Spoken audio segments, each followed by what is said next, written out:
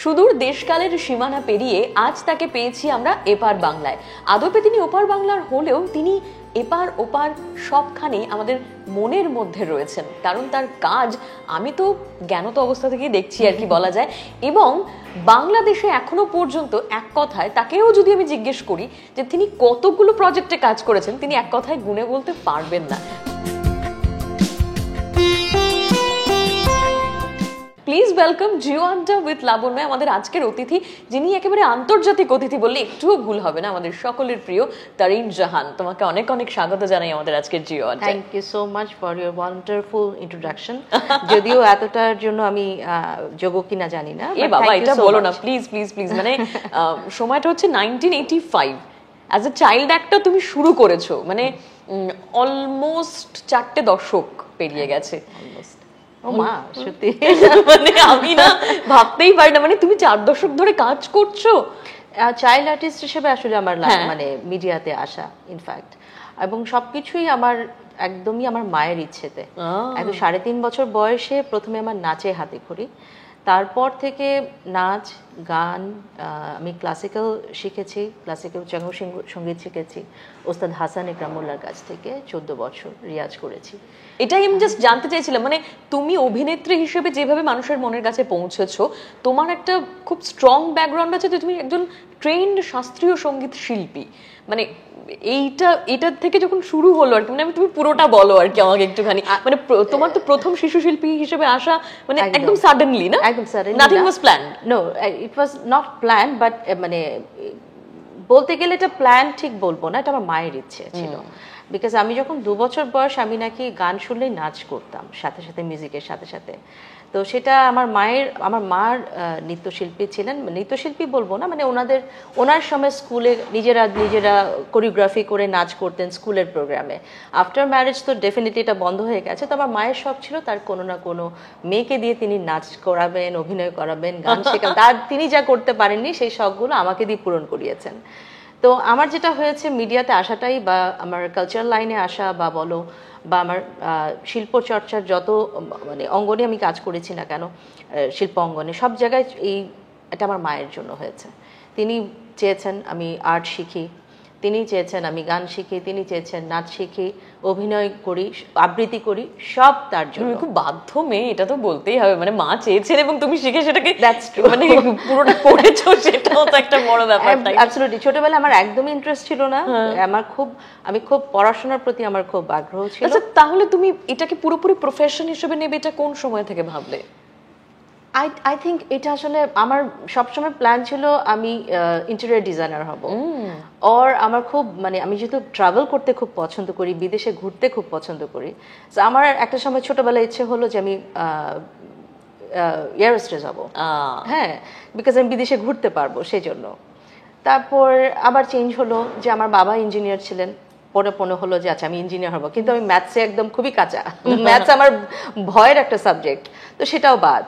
তো এইভাবে হতে হতে আসলে যেটা হয় আর কি, যেটা আমি মনে করি যেটা ফেট, কপালে যেটা লেখা থাকে তোমার সেটাই হবে। তো আর ছোটবেলা থেকে যেটা হয়েছে যে মায়ের আগ্রহে কাজ করা, তারপরে যেটা হয়েছে আমার নিজেরই প্যাশন হয়ে গিয়েছিল। এটা ভালোবাসা না থাকলে, যেই অঙ্গনে যেই কাজটি তুমি করো সেটি যদি তোমার তার প্রতি ভালোবাসা না থাকে, তোমার শ্রদ্ধাবোধ না থাকে, ইচ্ছে না থাকে, তাহলে এটা কন্টিনিউ করা যায় না। একদম।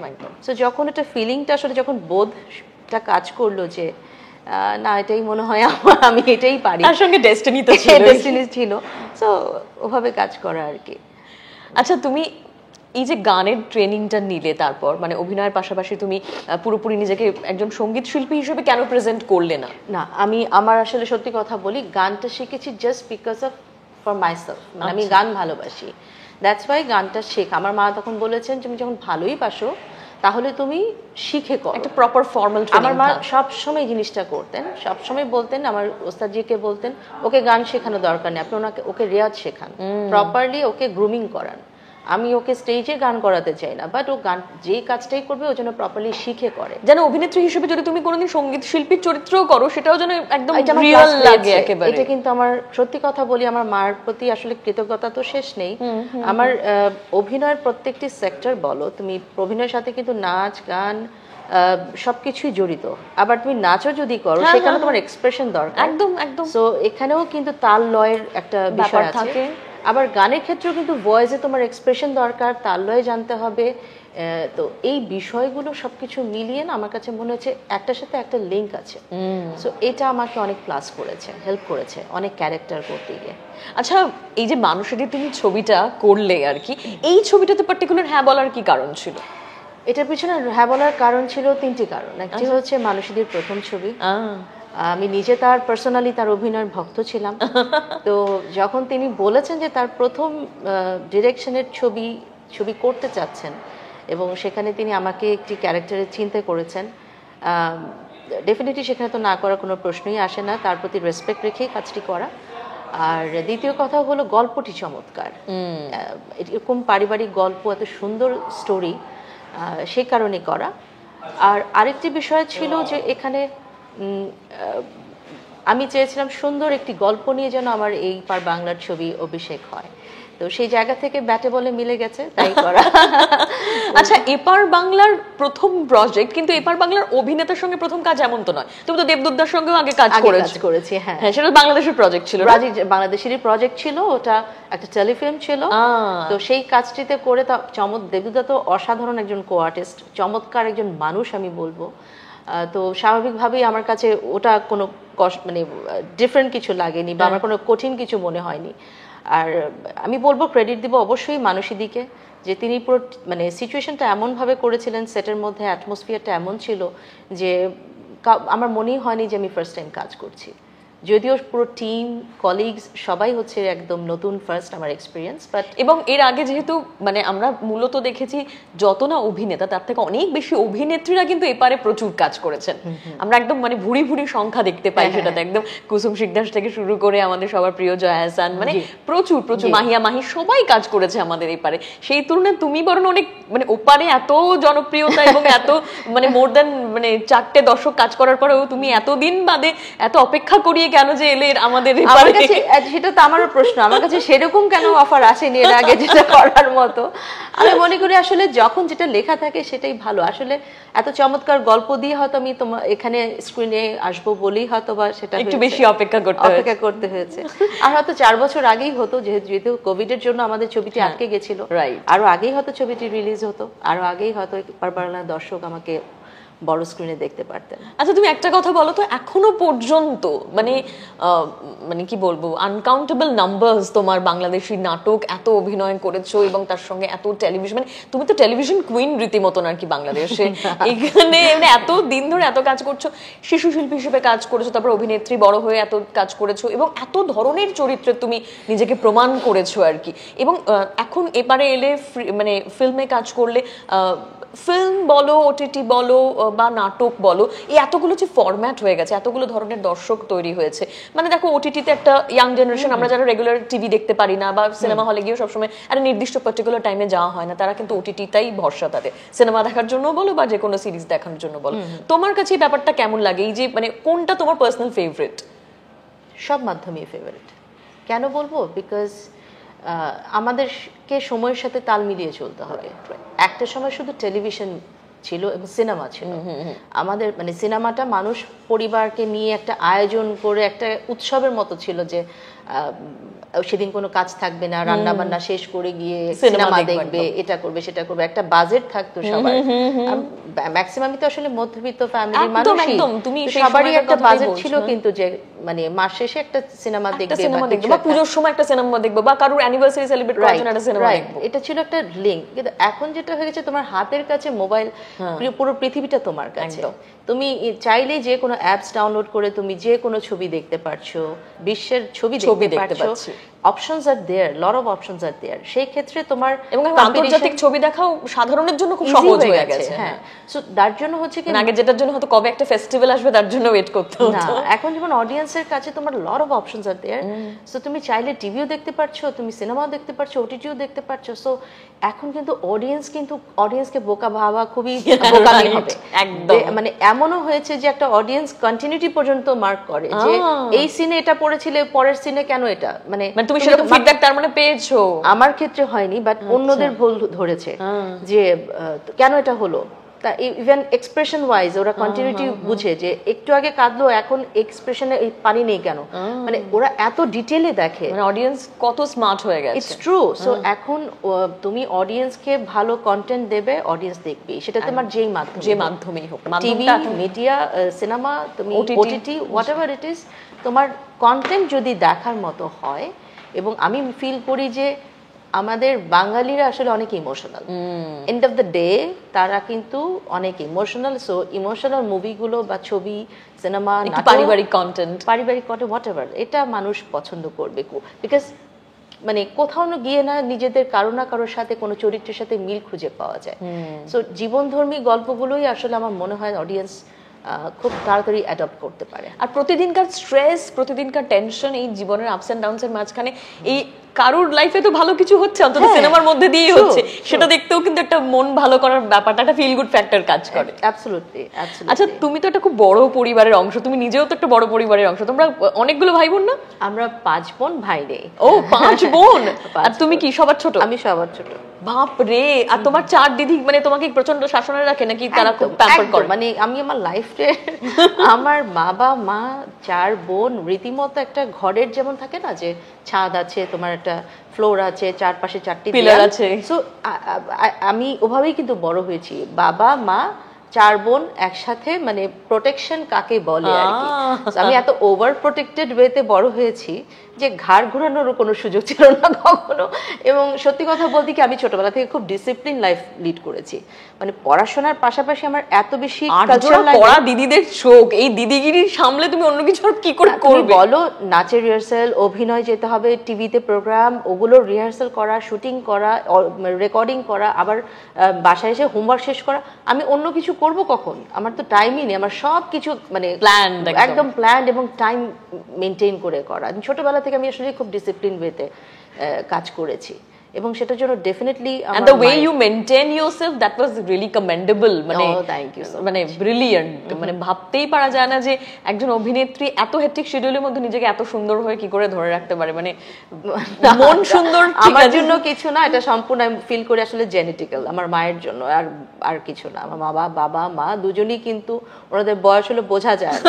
আচ্ছা, এমনি তো বাংলাদেশিরা খুব ফুডি হয় আমি জানি, তারা খেতে আর খাওয়াতে খুবই ভালোবাসে, মানে কিন্তু তারপরেও তুমি এত সুন্দর নিজেকে মেনটেন রেখেছো, তোমার ফিগার, তোমার স্কিন, তোমার চুল এত সুন্দর। আমাদের সঙ্গে একটু ভাগ করো তোমার এত সুন্দর নিজেকে মেনটেন রাখার রহস্য। কিছু না, নাথিং। আমি মনে করি পজিটিভ মেন্টালিটি অনেক ইম্পর্টেন্ট, পজিটিভ থাকা। নেগেটিভ ভাইবস আসলে মানুষকে অনেক বেশি ডিপ্রেশনে ফেলে দেয় বা আমি মনে করি পিছিয়ে দেয় জীবনে চলার পথে। তুমি যত পজিটিভলি নেবে লাইফটাকে, আপস অ্যান্ড ডাউনস সবার লাইফেই আছে definitely, it's not the we are human being, আমরা কেউ সেন্ট না। সো প্রত্যেকটি মানুষের লাইফে স্ট্রাগল আছে, ক্যারিয়ারে তোমার আপস এন্ড ডাউনস আছে, ক্যারিয়ার গ্রাফ কখনোই কারো একবারে উপরে থাকে না, ইভেন তো থাকবেই না। সো এটা তো 10টা চাকরি নয় নিশ্চয়ই। এবং আমি মনে করি এই আপস এন্ড ডাউনসটা দরকার আছে, বিকজ সেটাও কিন্তু তোমার লাইফের একটা experience, learning lesson. So learning lesson নিয়ে তুমি কিন্তু সামনে এগিয়ে যাবে। সো আমি মনে করি প্রত্যেকটা জিনিসের আমি পজিটিভলি দেখি। লাইক তুমি বলছিলে না যে এটা এত দেরিতে তুমি কেন কলকাতার ছবিতে এলে, এই প্রশ্নটা আসলে আমার বাংলাদেশে, আমার অভিযোগ তোমার কাছে আরো বেশি করে দেখতে চাই তো, তোমার দোষ নেই, আমার কাছে ওরকম অফার আসতে হবে তো যেটা আমি একসেপ্ট করব। সেটা আসলে আমার বাংলাদেশের দর্শকদেরও কিন্তু একই প্রশ্ন। এই যে আমার ছবিটি রিলিজ হয়েছে, তারপর সোশ্যাল মিডিয়ায় আমি কমেন্টস গুলো যেগুলো পাচ্ছি যে অ্যাট লাস্ট আমরা আপনার ছবি পেয়েছি, যেটা আমাদের মনের আশা পূরণ হলো, কিন্তু আমরা কবে বাংলাদেশের ছবিটি দেখবো।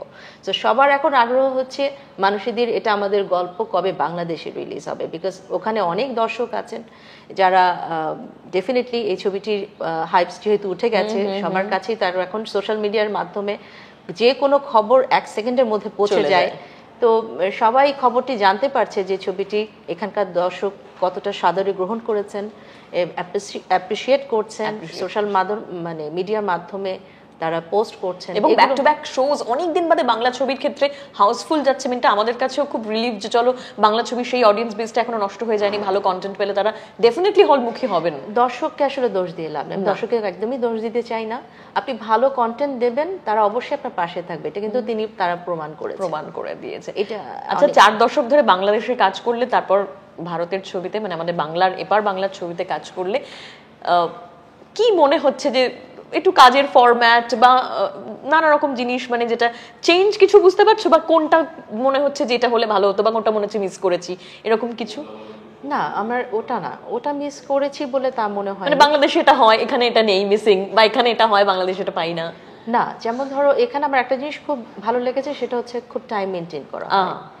মানে লাইক 7টার সময় কল, মানে সবাই অন, মানে সেটের ভেতরে 7টার ভেতরে উপস্থিত ছিল। কাউকে আমি দেখিনি যে কখনো এরকম সিচুয়েশন হয়নি যে সেটের মধ্যে কারোর জন্য ওয়েট করতে হয়েছে আমাদের, এটা আমি পাইনি। আর তোমাদের এখানে মেবি হয়তো বা ট্রাফিকের বিষয়টা, হয়তো বা ট্রাফিকও এখানে আছে, বাট তোমাদের সিস্টেমটা খুব সুন্দর করে মেনটেন করা। বাট আমাদের ওখানে এখন এত বেশি ডেভেলপমেন্ট হচ্ছে, রাস্তাঘাটের এত সুন্দর সুন্দর ডেভেলপমেন্ট এখন তো হচ্ছে, মেট্রো চলে এসেছে, মেট্রো চলে এসছে, ফ্লাইওভার হচ্ছে, এক্সপ্রেসওয়ে হচ্ছে, সো একসাথে এত উন্নয়নের কাজ চলছে, সো আমাদের ট্রাফিকের বিষয়টা আসলে এখন একটু প্রেশার হয়ে যায়। বাট যেটা হয় যে ওখানে একটু ঝামেলা হয়, হয়তোবা কেউ হয়তোবা একটু 20 মিনিট পরে হয়তো উপস্থিত হলো, বা 15 মিনিট পরে একটু লেট হলো, বাট এটা ছাড়া। থ্যাংক ইউ সো মাচ আমাদের এতটা সময় দেওয়ার জন্য। তুমি প্রচন্ড ব্যস্ত, মুভি প্রমোশন ফুল অন চলছে, তার মধ্যে তোমাকে আমরা পেয়েছি, এটাই আমাদের কাছে একটা বড় ব্যাপার। তো আমাদের জিও বাংলার পুরো টিমের তরফ থেকে তোমার ছবির জন্য, তোমার জন্য specially all the very best, এবং আরো বেশি বেশি করে আমাদের যেন কোনো অভিযোগ না থাকে, এপার বাংলার ছবি করো, ভালো ভালো প্রজেক্ট আসুক তোমার কাছে, এটাই আমরা চাইবো। আর আমাদের জিও বাংলার দর্শকদের জন্য তোমার কোনো একটা message? Thank you so much, I had a wonderful time. ইন্টারভিউটা আসলে মনে হয়নি যে আমি ইন্টারভিউ দিয়েছি, মনে হচ্ছে আড্ডা আড্ডাই একেবারেই তাই। আপনাদের সবাইকে, এপার বাংলার সকল দর্শকদের আমার অন্তরের অন্তঃস্থল থেকে অনেক অনেক কৃতজ্ঞতা, শুভেচ্ছা এবং ভালোবাসা। আপনারা এত সুন্দর করে সাদরে আমার এপার বাংলার আমার প্রথম ছবি, এটা আমাদের গল্প, মানসী সিনহার পরিচালিত ছবিটিকে আপনারা এত সুন্দর করে সাদরে গ্রহণ করেছেন, ভালোবাসা দিয়েছেন।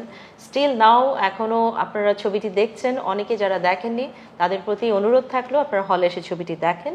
আপনার ওপিনিয়ন ডেফিনেটলি আমাদের সাথে শেয়ার করবেন, ভালো কিংবা মন্দ। আপনাদের ওপিনিয়ন আমাদের জন্য অনেক অনেক বড় পাওয়া। ভালো থাকবেন সবাই এবং আমার জন্য দোয়া করবেন। আশা করি ইনশাআল্লাহ এটাই শেষ নয়, ভবিষ্যতেও হয়তো আপনাদের এখানে কাজ করা হবে।